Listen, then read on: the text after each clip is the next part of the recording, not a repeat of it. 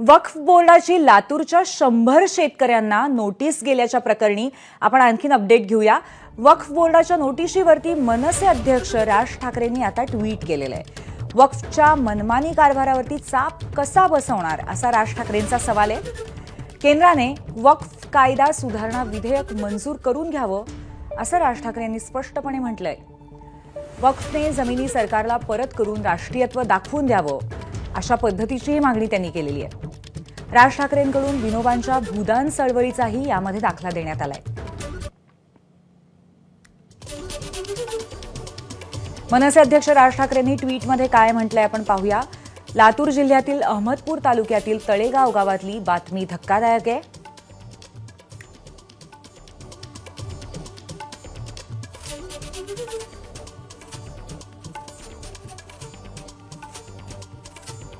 गावातील एकूण शेतजमिनीपैकी जवळपास 75% शेतजमिनीवर वक्फ बोर्डाने दावा सांगितलाय।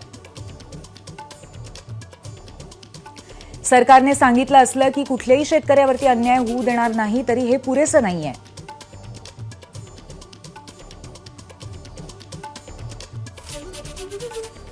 लातूर जिल्ह्यातल्या तळेगावच्या शेतजमिनींवरचा वक्फचा हा दावा धक्कादायक आहे असं राज ठाकरे यांनी म्हटलेलं आहे।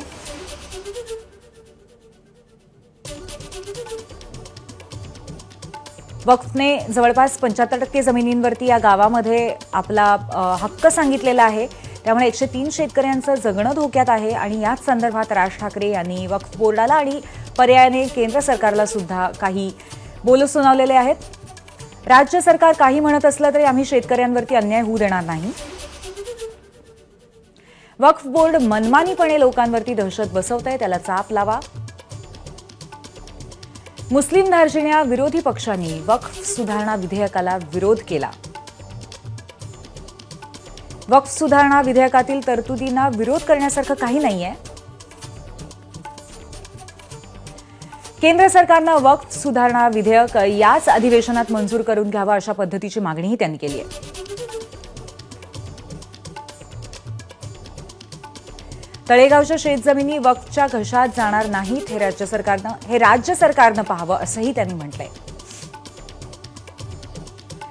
विनोबांच्या भूदान चळवळीत अनेक हिंदूंनी जमिनी सरकारला दान दिल्या होत्या। वक्फ बोर्डांनीही स्वतःच्या ताब्यातल्या जमिनी सरकारला परत कराव्यात।